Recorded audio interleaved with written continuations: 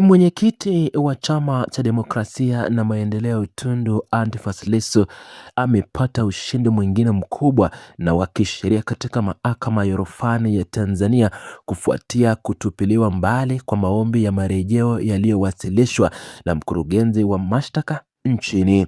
Hatua hii ya kisheria inahusu mwenendo wa kesi ya uhaini inayomkabili mwanasiasa huyo mashuhuri katika mahakama kuu ya Tanzania, ambapo pande zote mbili zimekuwa zikichuana vikali mahakamani hapo.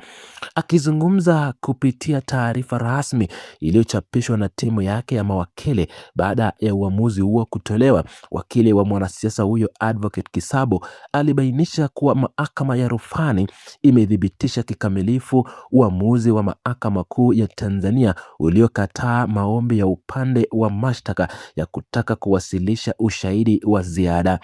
Suala hili la kisheria lilianza rasmi pale mkurugenzi wa mashtaka alipowasilisha notisi ya nyongeza ya ushahidi chini ya kifungo cha 308 cha sheria ya mwenendo wa makosa ya jinai.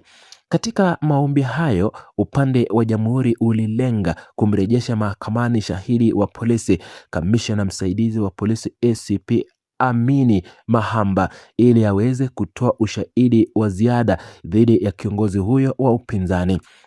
Hata hivyo, jaribio hilo liligonga mwamba katika mahakama kuu ya Tanzania, masjala ndogo ya Dar es Salaam, iliyoongozwa na jaji kiongozi Danstan Ndunguru akishirikiana na majaji wenzake James Karayameha pamoja na Ferdinand Kiwonde.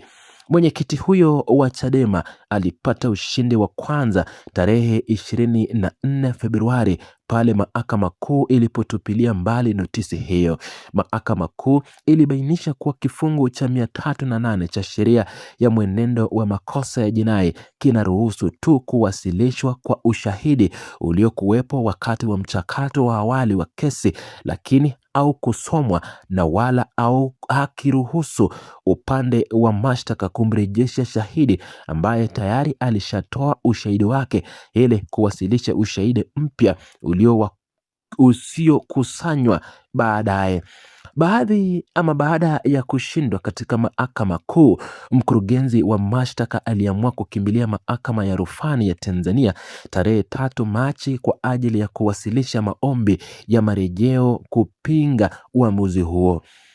Mwanasiasa huyo mwandamizi Tundu Antiphas Lissu, ambaye amekuwa akijitetea mwenyewe akisaidiwa na jopo la mawakili wake, aliwasilisha pingamizi la awali katika mahakama ya rufani akieleza kuwa maombi hayo ya upande wa serikali hayakuwa na msingi wowote wa kisheria.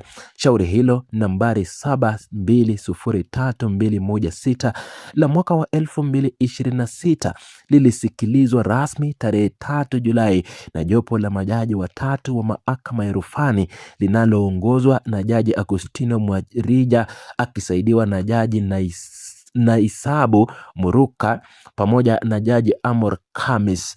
Katika usikilizwaji huo, Tundu Antiphas Lissu alieleza kuwa uamuzi wa mahakama kuu ulikuwa wa mpito na hivyo au kutakiwi kufanyiwa marejeo, huku akibainisha kuwa mchakato huo wa serikali ulikuwa ukichelewesha kukamilika kwa kesi yake kuu.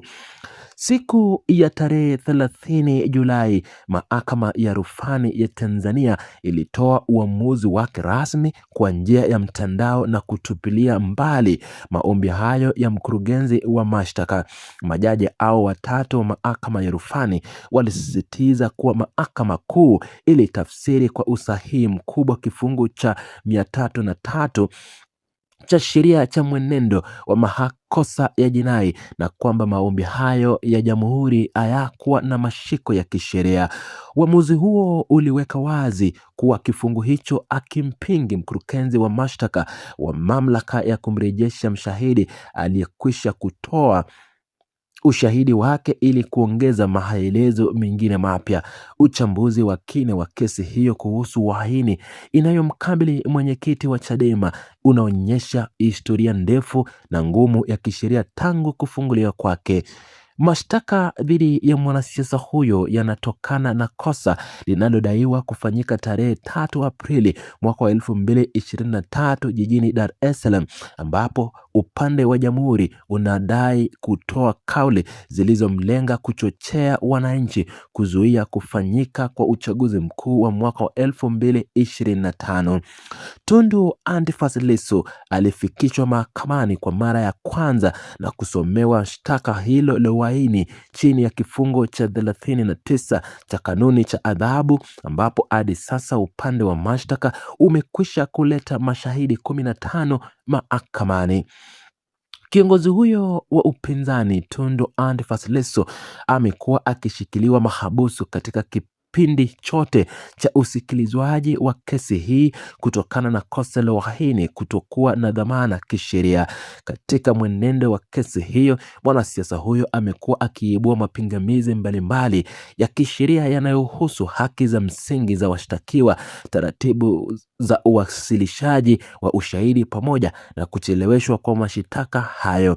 Ushindi huu wa hivi karibuni katika mahakama ya rufani unazuia jaribio la mkurugenzi wa mashtaka la kutaka kuleta ushahidi wa ziada ambapo ulikusanywa baada ya mchakato wa awali wa mahakamani kukamilika. Mwanasiasa huyo mwandamizi wa Chadema pamoja na viongozi mbalimbali wa chama chake wamekuwa wakiomba mahakama kuharakisha usikilizwaji wa kesi hiyo kuu ili haki iweze kutendeka bila kucheleweshwa. Uamuzi huu wa mahakama ya rufani ya Tanzania unaondoa kizingiti kilichokuwa kimesimamisha kwa muda mrefu mwenendo wa kesi wa msingi katika mahakama kuu. Wadau wa sheria nchini wamebainisha kuwa uamuzi huo uliotolewa na majaji Mwarija, Muruke na Khamis unaimarisha misingi ya utawala wa sheria na kuweka utaratibu ulio wazi kuhusu jinsi ushahidi wa jinai unavyopaswa kuwasilishwa bila kuvunja haki za msingi za mshtakiwa.